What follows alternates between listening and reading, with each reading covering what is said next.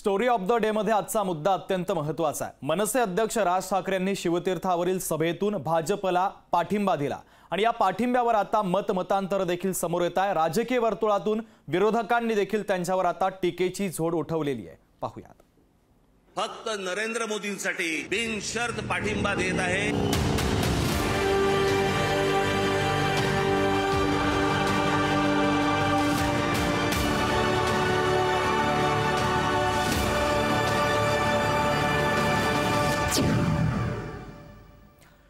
मनसे अध्यक्ष राज ठाकरे यांनी महायुतीला पाठिंबा दिल्यानं विरोधकांनी त्यांच्यावर आता टीका करायला सुरुवात केली आहे।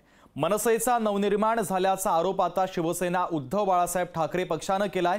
राज ठाकरे महायुतीत गेल्यानं कोणताही फरक पडत नसल्याचं काँग्रेसचं म्हणणं आहे। पाहूयात।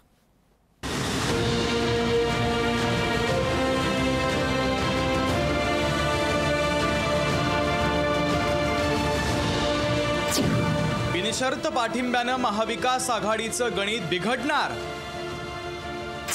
मनसेचा नवनिर्माण पक्ष झालाय। विरोधकांचा राज ठाकरेंवर निशाणा। मनसे अध्यक्ष राज ठाकरे यांनी महायुतीला बिनशर्त पाठिंबा दिल्यानंतर त्याचे पडसाद राज्याच्या राजकीय वर्तुळात उमटू लागले आहेत। असं काय झालं की राज ठाकरे यांनी महाराष्ट्राच्या शत्रूंना पाठिंबा दिला, असा सवाल शिवसेना उद्धव बाळासाहेब ठाकरे पक्षाने उपस्थित केला। मनसेचा नवनिर्माण कसा झाला, असा सवाल संजय राऊतांनी उपस्थित केला। महाराष्ट्राच्या स्वाभिमानासाठी निर्माण झालेला एक पक्ष महाराष्ट्राच्या दुश्मनांना पाठिंबा देत असेल तर लोकांच्या मनात काही शंका उत्पन्न होतात। त्याची उत्तर त्यांनीच द्यायची की असं काय घडलं की तुम्हाला अचानक या महाराष्ट्राच्या शत्रूंना पाठिंबा द्यावा असा वाटला। राष्ट्रवादी शरदचंद्र पवार पक्षाला राज ठाकरेंचा हा निर्णय अपेक्षितच होता। राज ठाकरेंनी पाठिंबा दिला तर खरा, पण मनसैनिकांची मतं खरंच महायुतीला जातील का, असा सवालही खासदार सुप्रिया सुळे यांनी उपस्थित केला। मला वाटतं ते 10 का 15 दिवसापूर्वी दिल्लीला भारतीय जनता पक्षाच्या मोठ्या नेत्यांना भेटून आले होते आणि मला वाटतं त्याच्यामुळे मला असं वाटतं त्यावेळीच त्याची लाईन बऱ्यापैकी क्लिअर झाली होती। ते आमच्या आघाडीत तर यावेळेस इलेक्शनला नव्हते, त्याच्यामुळे त्यांचे मतं कुणाच्या पारड्यात पडतील, कशी पडतील, काय पडतील ते काळच ठरले। राज ठाकरे महायुतीसोबत जाण्यानं कोणताही फरक पडत नसल्याचं काँग्रेसनं म्हटलंय। मला त्यांच्यावरची कुठली प्रतिक्रिया द्यायचीच नाही आहे। जो विषय नाहीच आहे आमच्या समोरचा, आमच्या समोर जनतेचा प्रश्न हे आमच्यासाठी महत्वाचे आहे। आज शेतकरी अडचणीत आलेला आहे, बेरोजगार अडचणीत आलेला आहे, गरीब माणूस अडचणीत आलेला आहे। अशा वेळेस आणि छोटा व्यापारी अडचणीत आलेला आहे, ते प्रश्न आमच्यासाठी महत्वाचे आहे। राज ठाकरेंच्या महायुती समावेशानं मतं किती वाढतील हे सांगता येणार नाही, पण राज ठाकरे सोबत आल्यानं महायुतीच्या नेत्यांमध्ये 100 हत्तींचं बळ संचारलंय हे मात्र खरं आहे। राजेश गुप्तासह ब्युरो रिपोर्ट, लोकशाही मराठी, मुंबई। राज ठाकरेंच्या महायुतीला पाठिंब्यावरून प्रकाश आंबेडकरांनी आता महत्त्वाची प्रतिक्रिया दिली आहे। राज ठाकरेंच्या पाठिंब्याचा भाजपला यूपी बिहारमध्ये फटका बसेल असं भाकीत आता प्रकाश आंबेडकर यांनी वर्तवलेलं आहे। पाहूयात। महाराष्ट्र नवनिर्माण सेना, भारतीय जनता पक्ष, शिवसेना आणि एनसीपी, परंतु फक्त नरेंद्र मोदींसाठी बिनशर्त पाठिंबा देत आहे।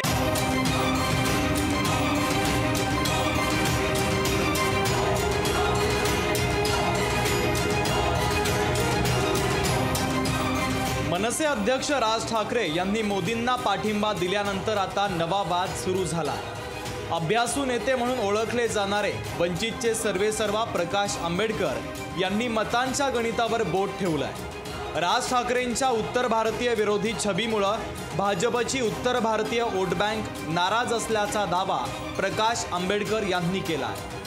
आणि बिहारमधले कार्यकर्ते मुंबईत जे राहतात, उत्तर प्रदेशमधले कार्यकर्ते जे मुंबईमध्ये राहतात आणि साऊथ इंडियन जो आहे की ज्याला बीजेपी जवळची वाटत होती त्यांना आता असुरक्षित वाटायला लागलंय। राज ठाकरेंनी इकडे मोदींना पाठिंबा दिला तर तिकडे यूपी बिहारमध्ये भाजपचे नेते संताप व्यक्त करत असल्याचं प्रकाश आंबेडकर यांनी म्हटलंय। उत्तर भारतीयांच्या विरोधातलं आंदोलन केलं आणि मनसेने चक्क धारावी आणि या ठिकाणी छठ पूजा जी असते त्या छठ पूजेलाच विरोध केला आणि अनेक बिहारमधल्या राहणाऱ्या लोकांना त्यांनी त्रास दिला, मारलाही, अशी परिस्थिती आहे। 18 वर्षांच्या झालेल्या मनसेच्या नावावर आतापर्यंत लोकसभेची एकही जागा नाहीये। त्यात 2014 साली राज ठाकरे यांनी मोदींना पाठिंबा दिला होता। नंतर 2019च्या निवडणुकीत राज ठाकरेंचा लाव रे तो व्हिडिओ म्हणत मोदी विरोधी भूमिका गाजली होती। आता पुन्हा एकदा राज ठाकरे यांनी मोदींना बिनशर्त पाठिंबा जाहीर करत मनसे लोकसभेच्या निवडणुकीत उतरणार नाही हे स्पष्ट केलंय। त्याचा भाजपला मराठी मतं मिळवण्यात कितपत फायदा होईल हा सवाल आहेच, पण त्या बदल्यात हक्काची मानली जाणारी उत्तर भारतीयांची वोट बँक भाजपकडे पाठ तर फिरवणार नाही ना, अशी चर्चा मात्र सुरू झाली आहे।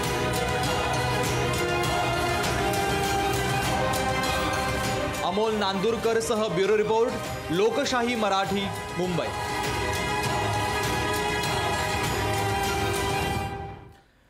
तर राज ठाकरे यांनी निवडणुका न लढवण्याचा निर्णय जाहीर केला। या निर्णयानं लोकसभा लढवण्यासाठी इच्छुक असलेले मनसेतले अनेक नेते आता नाउमेद झालेत।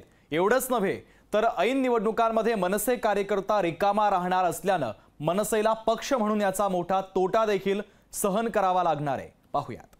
जमलेल्या माझ्या तमाम हिंदू बांधवांनो, भगिनींनो आणि मातांनो,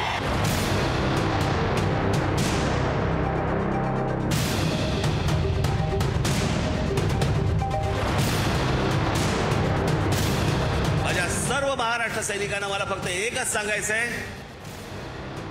विधानसभेच्या तयारीला लागा, जोरात विधानसभेच्या तयारीला लागा, पुढच्या गोष्टी पुढे। मनसे अध्यक्ष राज ठाकरे यांनी शिवतीर्थावरून विधानसभेच्या कामाला लागण्याचे मनसैनिकांना आदेश दिले, पण हे आदेश देताना त्यांनी लोकसभा न लढवण्याचा निर्णय जाहीर केला। राज ठाकरेंचा हा निर्णय मनसेला मारक असल्याची चर्चा आता सुरू झाली आहे। लोकसभा निवडणुकीकडे मनसेनं प्रॅक्टिस मॅच म्हणून पाहणं गरजेचं होतं। पक्ष संघटना सतत कार्यान्वित ठेवण्यासाठी कार्यकर्त्यांच्या हाताला काम द्यावं लागतं। पक्ष संघटना सक्षम ठेवण्यासाठी निवडणुका लढण्याची गरज असते। राज ठाकरे नेमकं हेच करत नाहीयेत। राजू शेट्टींच्या स्वाभिमानी शेतकरी संघटनेपासून ते रवी राणांच्या युवा स्वाभिमान पक्षापर्यंत सर्वच छोट्या पक्षांनी लोकसभा निवडणुका आवर्जून लढवल्या, पण राज ठाकरे यांनी लोकसभा निवडणूक लढवण्यास कायम नकार दिला। राज ठाकरेंच्या या निर्णयानं मनसैनिक निराश झाल्याचा आरोप विरोधक करतात। आज दुर्दैवाने म्हणावं लागेल की अजून एक मराठी नेता हा भारतीय जनता पार्टीच्या फासामध्ये अडकलं गेलं आणि जी परिस्थिती ही बाकी महायुतीतले जे घटक पक्षाची झालेली आहे तीच दुर्दैवाने मनसेची होईल का, हा संभ्रम हा तमाम कार्यकर्त्यांमध्ये निर्माण झालेला आहे। लोकसभा निवडणूक सुरू असताना महाराष्ट्र नवनिर्माण सेनेच्या कार्यकर्त्यांच्या हातात कोणताही कार्यक्रम नाहीये। मनसे निवडणूकच लढणार नाहीये, त्यामुळे कार्यकर्ते काम करतील की नाही याबाबत शंका आहे। त्यामुळे मनसेचं इंजिन राजकीय दृष्ट्या गंजल्याची टीका होऊ लागली आहे। इंजिन गंजल्यानंतर काहीतरी राजकीय आपल्याला करावं लागतं, काहीतरी बोलावं लागतं। त्याच्यामुळे सातत्याने प्रत्येक निवडणुकीला भूमिका ते बदलत गेले। बदललेली भूमिका त्यांच्याच पक्षाच्या लोकांना किती आवडली याचं उदाहरण पाहिलं तर आज त्यांच्या एका पदाधिकाऱ्यांनी राजीनामा दिला।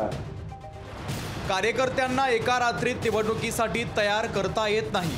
उभारलेल्या निवडणूक यंत्रणेतले दोष, पक्ष संघटनेतल्या त्रुटी एकाच दिवसात सापडत नाहीत। त्यासाठी सातत्यानं निवडणुका लढवाव्या लागतात। कार्यकर्ते आणि नेत्यांना प्रेरणा द्यावी लागते। राज ठाकरेंचा बिनशर्त पाठिंबा समजू शकतो, पण निवडणुकास न लढणं हे मात्र त्यांच्या पक्षासाठी धोकादायक ठरू शकतं। अमोल धर्माधिकारीसह ब्युरो रिपोर्ट, लोकशाही मराठी, पुणे।